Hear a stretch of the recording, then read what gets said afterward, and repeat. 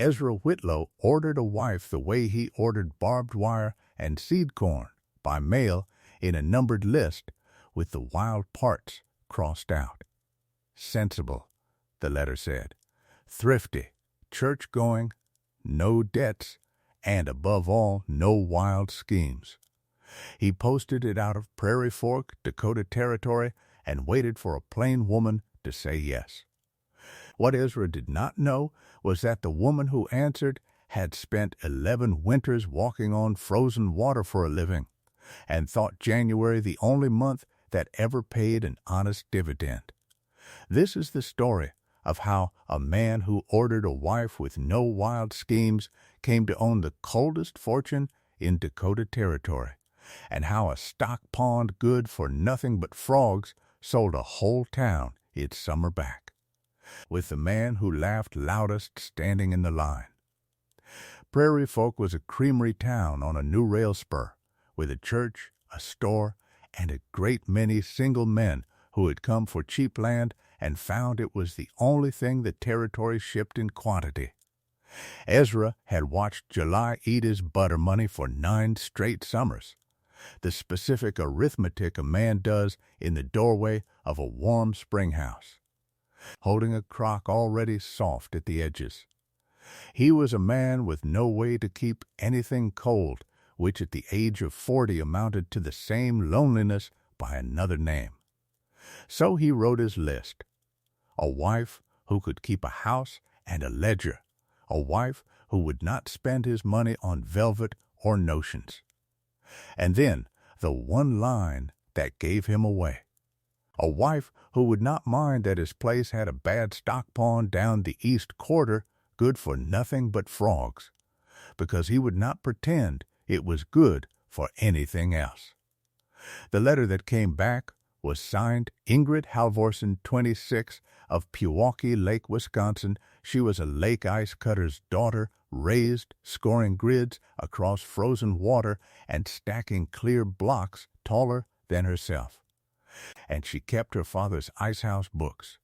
She had read in a stranger's plain list 3 honest lines about a worthless pond, written by a man who never once tried to make his place sound better than it was.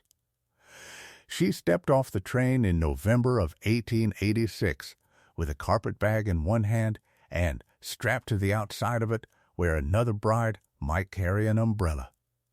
A long iron ice hook worn smooth at the grip. Before Ezra could point out the church or the acres, Ingrid looked past all of it to the blue-gray eastern sky and asked a question no bride had ever asked on that platform. How thick does your pond freeze by Christmas? Ezra opened his mouth to read her his specifications. He got as far as sensible and thrifty before she took the hook off her bag and set it in his hands, a thing handed to a man to make him stop talking. I asked about the pond, she said, because the pond is going to pay for this wedding. I would like to know what I am working with. They married that week. And at the plank table in his kitchen, before the ring, Ingrid laid out her terms one clean line at a time, as her father had taught her to lay out a contract. In January the pond is mine, she said. The men I hire on it are mine, and you do not stand at the edge telling me the ice is thin.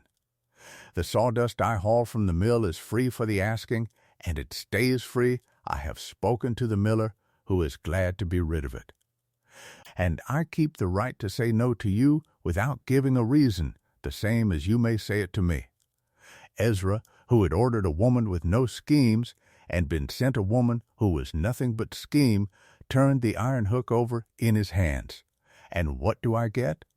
A cold house in July, she said, and a wife who will not lie to make a poor thing sound better than it is.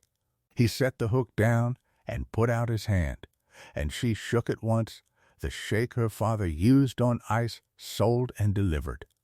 That first January she took the pond. She scored it at dawn behind a horse-drawn ice plow, cutting a grid of shallow lines across the black ice like a checkerboard laid over glass. Then came the saws. Long blades 2 hired men worked in turns while Ingrid knelt and read the ice as other women read scripture, calling out where it ran 14 inches clear and where a spring seep had left it cloudy and weak. Block by block the pond came up in clear cakes the size of feed troughs, floated to the sled, and hauled up the bank. Ezra built the shed to her drawing, a squat, double-walled box with a hollow gap between the walls, a plank floor raised over a gravel drain, and one heavy door set to face north. He studied the air gap a long moment and said it was a good idea, as though it had been his, and she let him have it. Every night he sharpened her saw at the grindstone, without being asked. And every morning she left a tin cup of coffee steaming on the sled for whoever reached it first. When the pond gave up its last block, the shed held 40 tons of Wisconsin winter buried in dry sawdust, and Prairie Fork had a new joke. They called her the Mad Bride who sawed the pond. Harmon Price, who sold river ice off a wagon and thought the town's coal trade his own, laughed loudest of all. Pond water, he told the feed store, cut square and put to bed like it was worth something. Spring came, and the shed sat there, eating his East quarter, cold and useless. Ezra began to hear the joke as a husband does a thing said about him. At the feed store in May, Price leaned on the counter and grinned over a sack of oats. "I will say this for your wife Whitlow, she raised the only crop in Dakota a man cannot sell. Water cut into squares." The store laughed with him. Ezra came home with the laugh still on him and found Ingrid at the table over her father's books. He did not sit. "Tell me something plain," he said. "Did you answer my letter for a husband or for a pond?" She closed the book. She did not raise her voice, and she gave him no reason. I will not dignify that. The house went quiet for a week, the particular quiet of 2 proud people in 4 rooms, passing the salt without comment. Then July came, and July had a temper that year. The heat rolled in off the plains and would not leave, day on day of white sky and baking air. The thermometer climbing past anything the town could remember, and the trouble under the heat was one only Ingrid had seen coming. The winter before had run mild and short, so the river ice price and every dealer for 100 miles had cut came up thin, 7 inches at best, soft and shot through with air, and they had packed it wet and close. Any ice the railroads carried went east to Chicago's prices, well past what a creamery town could pay, and Price's stock had done what thin, wet ice does in July. It had drowned. His ice house held a shrinking gray slush and a smell, less of it each morning than the morning before. The creamery butter began to sweat toward ruin.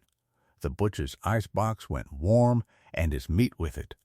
The ice cream promised for the church social sat as warm, sweet soup, and Harmon Price, standing on what was left of his slush, tripled his price for it. On the 3rd day of the heat, Ingrid walked down to her shed and swung the north door wide. Cold fell out of it. 40 tons of January, dry and blue-white and squeaking, stacked to the rafters, as clear as the day it came off the pond. And the town, coming up the lane with pails and a buckboard, stopped in the road to look at Winter standing in a doorway in the middle of July. Here is the trick, since Ingrid never bothered to explain it. Ice does not die of heat, ice dies of water. Price's thin river ice had melted a little, and the meltwater lay against the rest and ate it alive. Ingrid's blocks were cut thick and clear from still water, stacked tight as a stone wall, floored above a drain so no drop of melt ever touched them, bedded a foot deep in dry sawdust, walled twice with dead air between, behind a door that never faced the sun. Price had kept his ice like a thing he meant to sell by Saturday. Ingrid had kept hers like a promise. She sold to the creamery first, at last winter's fair price, and not a cent of the heat added on. She sold the butcher the same. She carried a block to the churchyard and froze the social's cream with her own hands, and she sent the parsonage its ice for nothing. And late in the week, when Harmon Price came up the lane on foot, hat in his hands, his empty wagon dripping a wet line in the dust behind him, she did not shut the door on him. "My customers have books to square," he said. "I cannot square them with slush." "No," she agreed, "you cannot." She sold him his ice at the same price she gave the parish. His customers never knew the ice that saved their summer came out of the Mad Bride's pond. That fall the creamery board called Ezra in to thank him, and Ezra, who was no man for speeches, gave the only one of his life.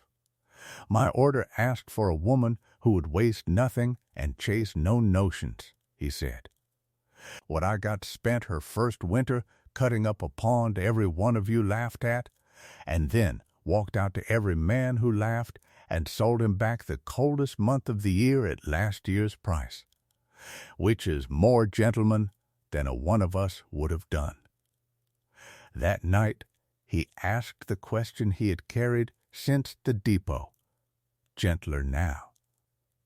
"Why did you answer it?" A stranger's list, all those specifications. Ingrid thought about it honestly, the same as she thought about ice. A man who will write 3 honest lines about a worthless pond and never once lie to make it sound like more, that is a man whose winters a woman can trust. They were married 37 years. The Whitlow Ice House iced the Prairie Fork Creamery for 30 of them.